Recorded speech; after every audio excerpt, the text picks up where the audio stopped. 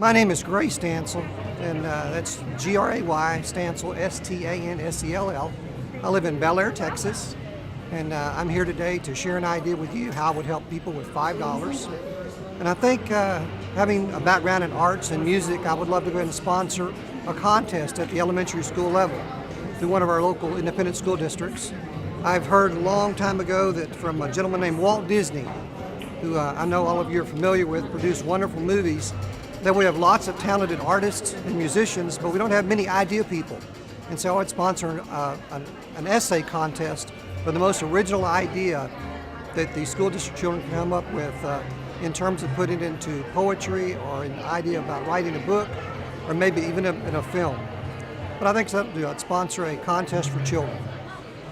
I enjoyed giving that idea to you and sharing that with you today. And if you think that's the best idea, please vote for me. Thank you.